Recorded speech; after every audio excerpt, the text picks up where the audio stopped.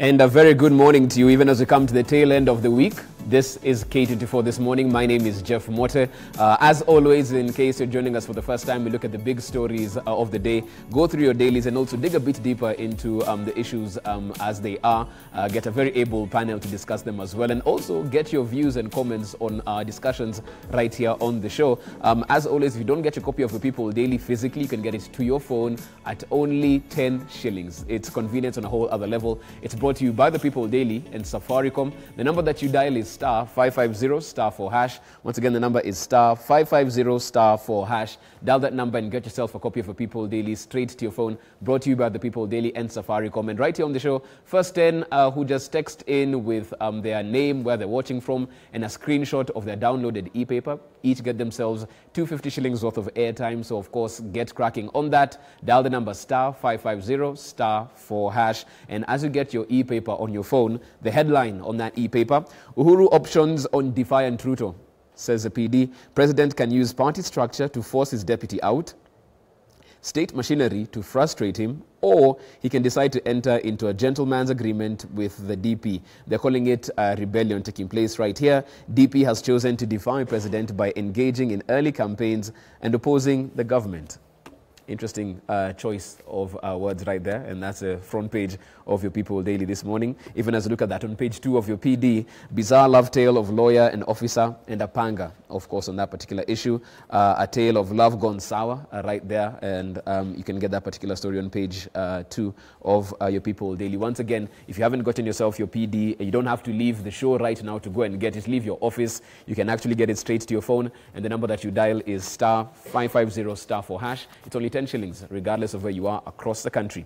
Front page of your Daily Nation now. Storm in cabinet, Ruto told to quit, says the Daily Nation.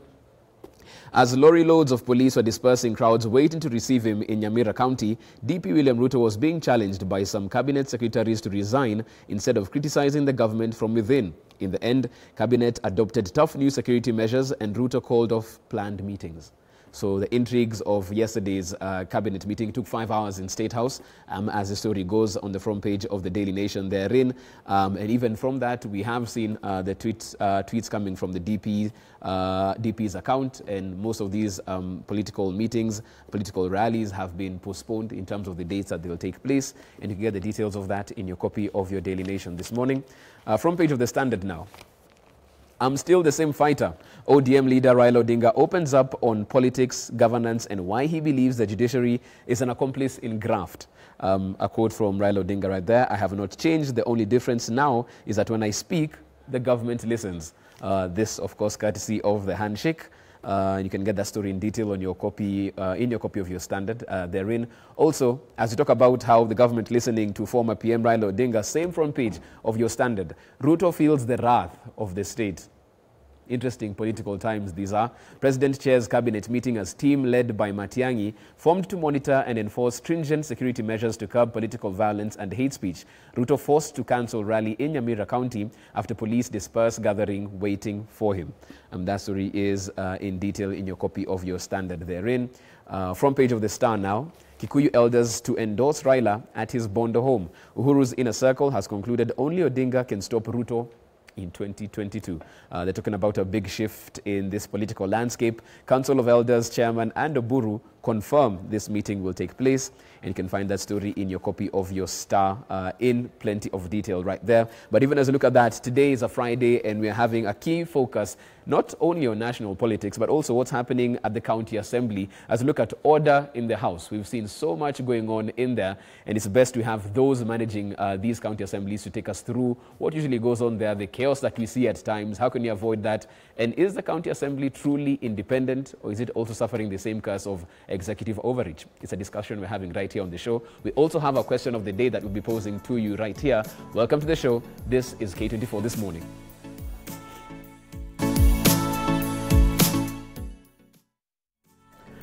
Welcome back, and as I said, we do have our question of the day that we'll be posing to you right here on the show as well. But before I do that, let me introduce my guests in studio. Let's start with the question of the day. Let's have that up on screen. Do you feel that your county assembly has been successful in its mandate so far? wherever you are across its country, 47 counties, do you feel that your county assembly has been successful in its mandate so far?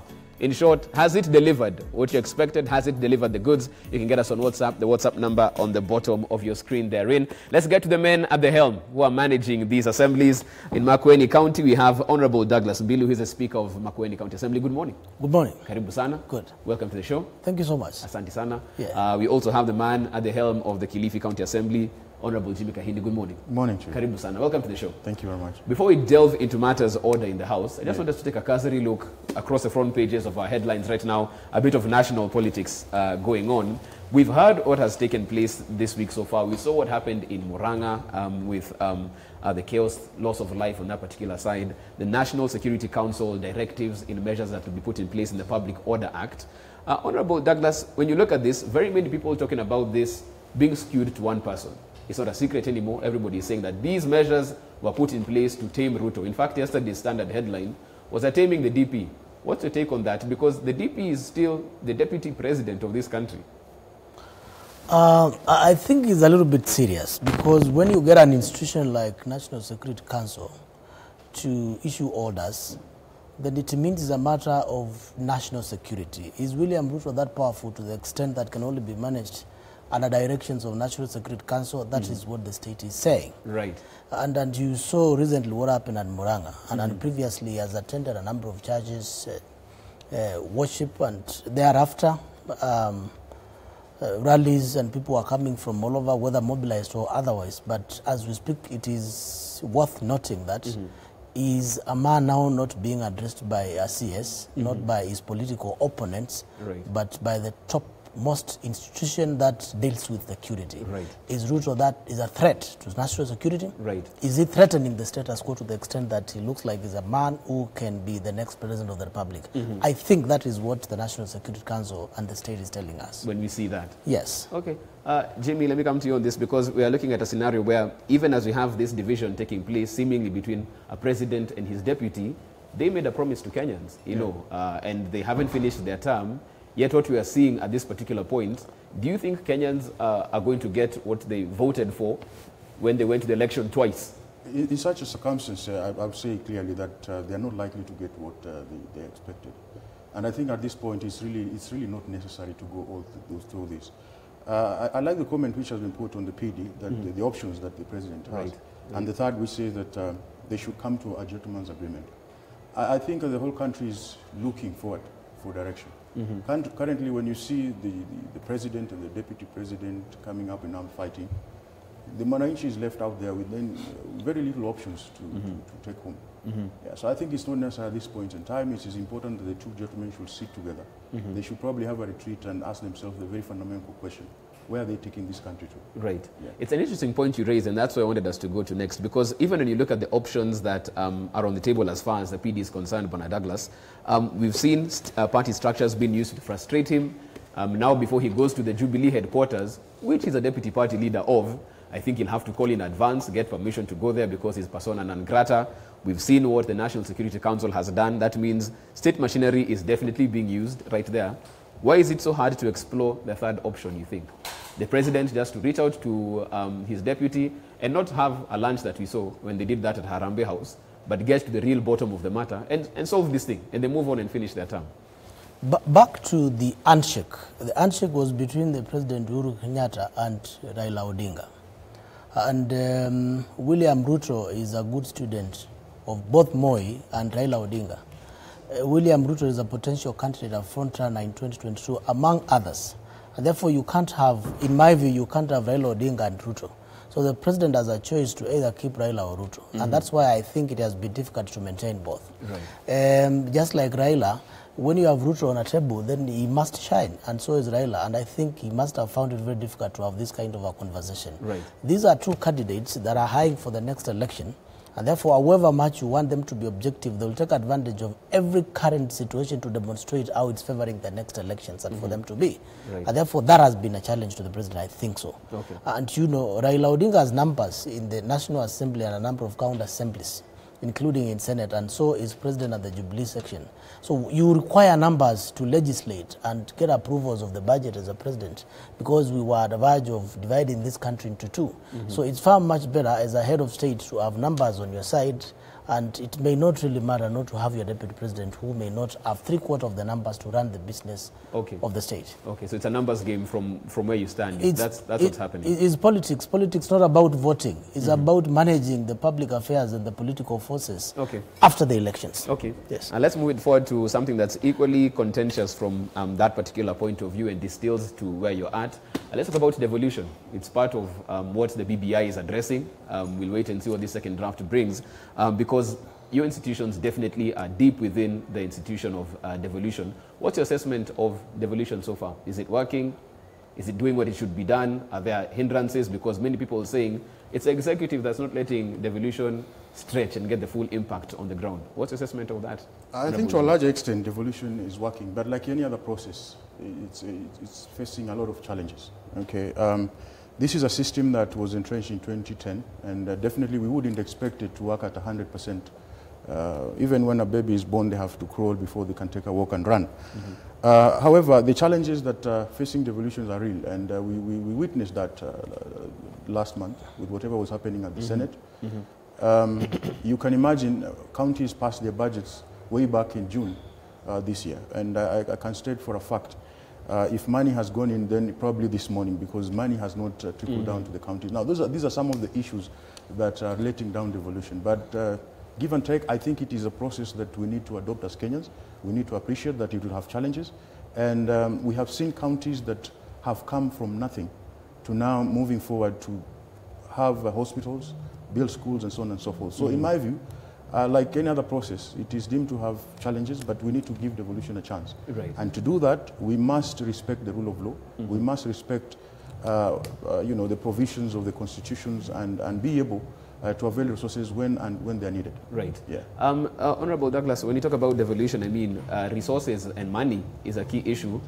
We saw what happened in the Senate, as Jimmy has also pointed out. And there's always this sentiment that the executive says they'll do. They say they'll release this tranche of money. It doesn't come, or it comes too late. Is that where the problem is, the flow of cash from national government to county governments to get operations running? I think we have two issues here. Currently, we are dealing with a limping economy. And did we have a problem at the Senate in terms of agreeing on a formula? If you ask me, as a person who presides over County Assembly, I would tell you, might have been manufactured. It must have been an act, a play on the stage. So I don't think our senators can disagree for so many time. I think the question was, if you approve this CARA so early, do we have resources to send to the county? So I think Kenya is limping, and we are trying to recover from post-COVID, and you remember post-election of 2008 and how we have been trying to recover as a country. That is one.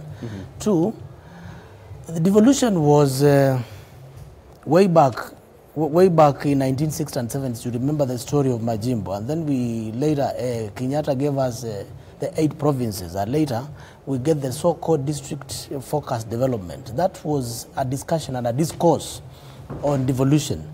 And there were local authorities where people were agitating that we want this county council and so forth and so forth. So the agitation for power has been there. And later we had CDF, the Constituent Development Fund, was a semblance of devolution and having resources and power and authority to the people. And then later we had counties after the current constitution. What am I trying to say?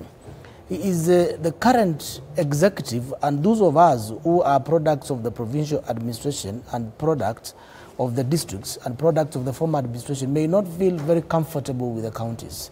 But they may not like it at the moment, but in the next few years to come, devolution will be the way to go. Right. I'm seeing a situation where the next president will just want to deal with simple issues, the national infrastructure, security, and a few things that let counties do what they must do. Yes. Okay, let's actually move it there to your respective dockets and talk about county assemblies and the role they play in terms of just legislating, playing oversight. When it comes to managing the assembly, let me start with you, Honorable Douglas. What are the key issues that take place in there? Because you've seen it at a national stage, and we'll be talking about the drama at times that we see in different county assemblies. What really is at stake when it comes to managing a county assembly? I want to speak for the County Assembly and indicate that we are not fair when we are judging the County Assemblies.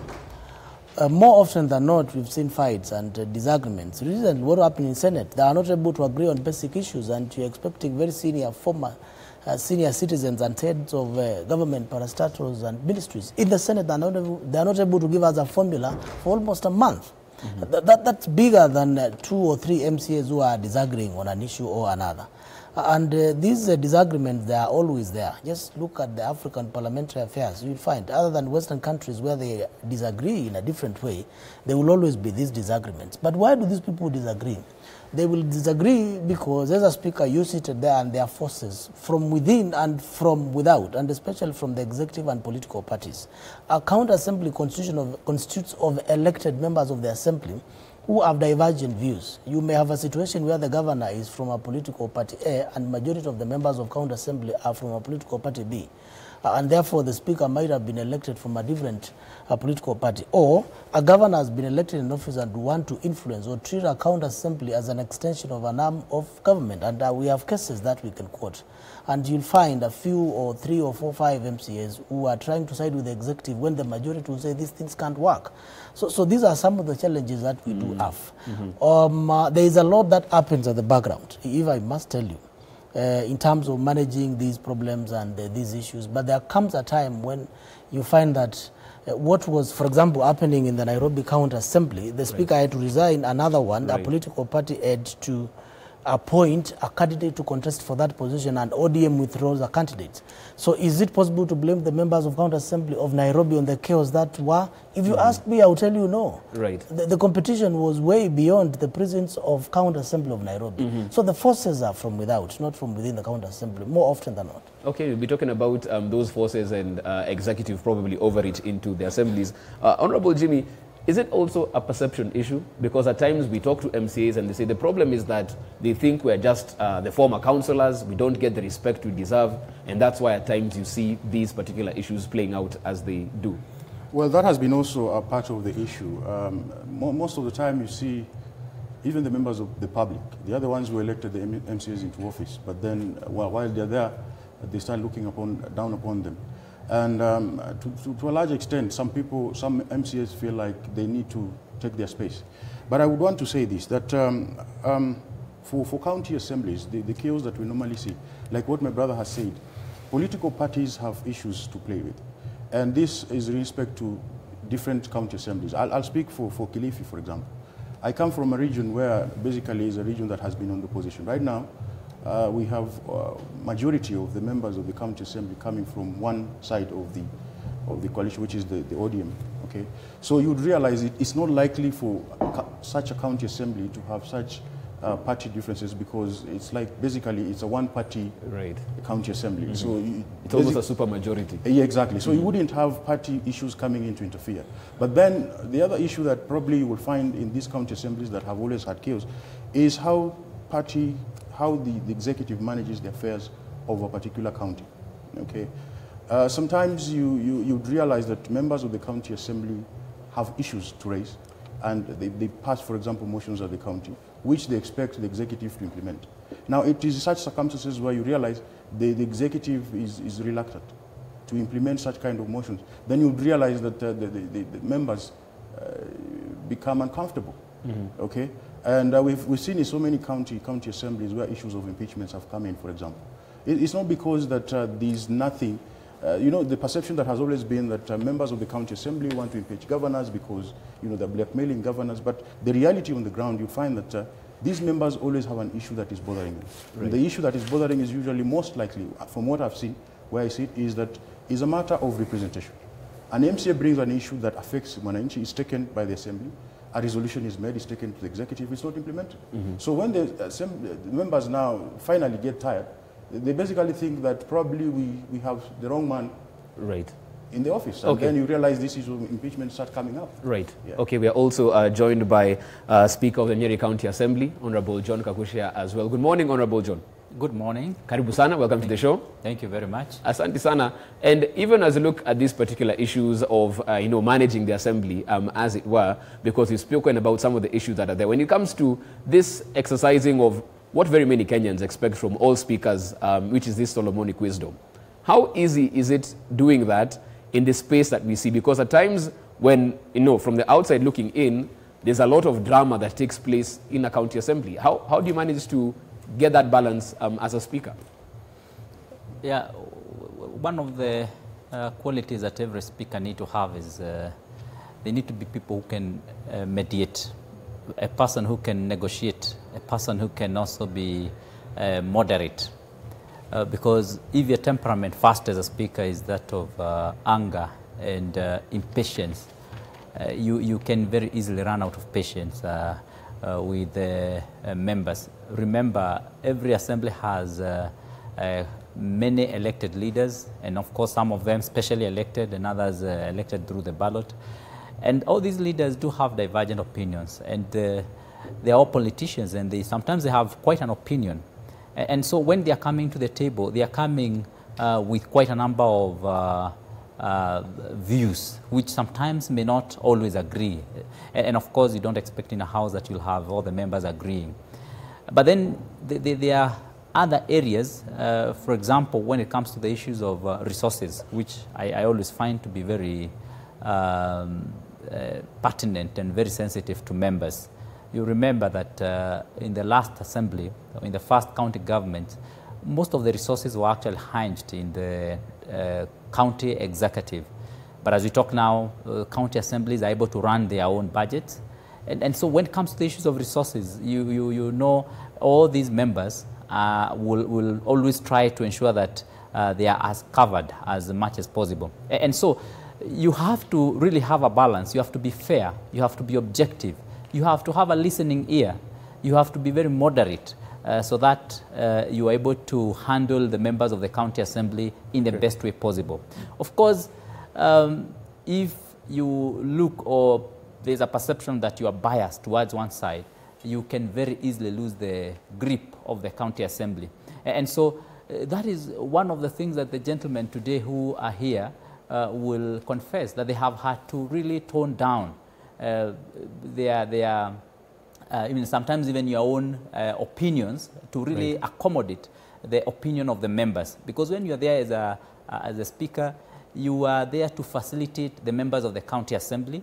You're there to ensure that they can be able to execute their mandate to the people who elected them in the best way possible. So it's always a very, very delicate balance to ensure that you accommodate all the members and ensure that you are all moving on towards the same goal as a county assembly. Honorable Kagusha, I want to jump in there as well, because even as you speak about qualities of the speaker, having to be moderate, knowing how to negotiate, the county assemblies themselves don't always exhibit that moderation in terms of what they do. We've heard about different governors talking about they're always held hostage by these MCAs. If you don't give them what they want, if they don't go to benchmark, if they don't get their allowances, then you're out. They'll frustrate you. How do you deal with that particular aspect? Because it almost seems like they are the check and balance to the governors, but who checks and balances the county assembly? I think that has been a propaganda, I dare say. There's no governor who can be held hostage by county assembly because of their own activities. County assemblies do run their own activities. And there's no governor who facilitates county assembly members, for example, to get any allowance wherever, whatsoever. And so there's no assembly that would be holding a governor hostage. A governor would be held hostage if they are not executing their mandate. And give it to them, the county assemblies. If you look at issues of oversight and issues of checking the executive, I think county assemblies have done it far way better than the way National Assembly and the Senate have done it. I know we have had a few cases in the country where probably the county assembly maybe flare-up, have flare-ups from time to time. And these are quite isolated cases.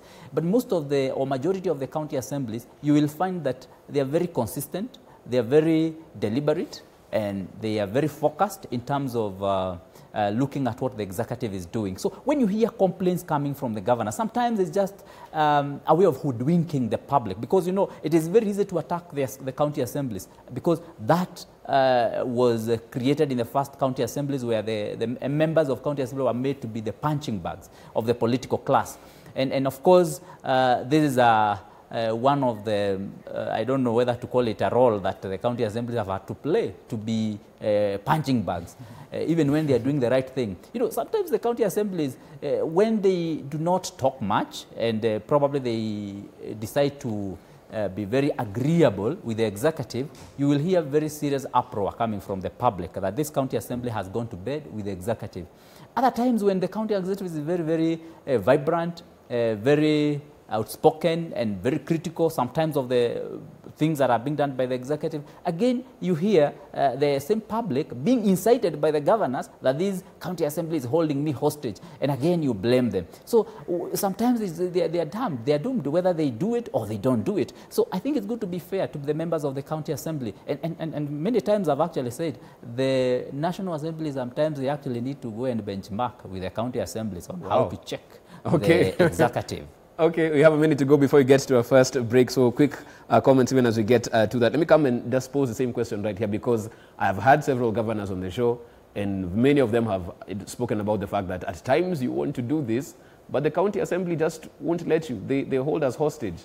What's your assessment of that? I don't think there's anything like a governor being held hostage. If anything, governors usually have their own way of wanting to run the county government, right? And sometimes these ways are not even they're not in tandem with the law.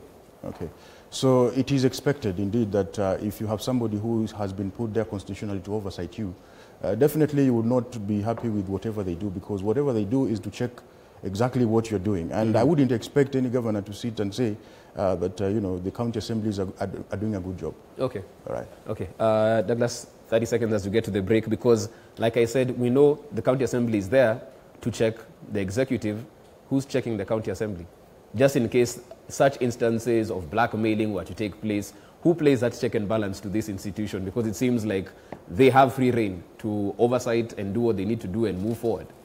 They are oversighted by, the county assembly are oversighted by the overseers, and the overseers are the voters. The law is very clear on the functions of a county assembly and county executive.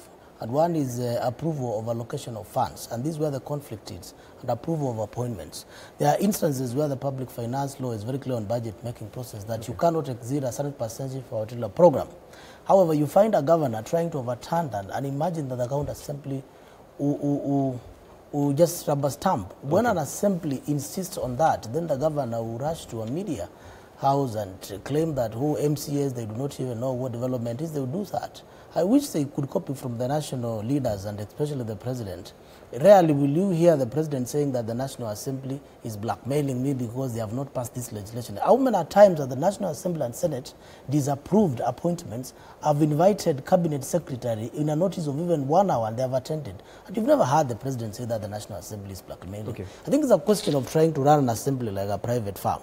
That's a problem. Let's take a short break at that particular point in time, of course. Don't forget, you can get yourself a copy of your People Daily. It's only 10 shillings. The number that you dial is *550 *4#. Once again, the number *550 *4#. Get yourself a copy of your People Daily, brought to you by the PD and Safaricom. Short break right now. Back on the other side, you still talk about order in the house. This is K24 This Morning.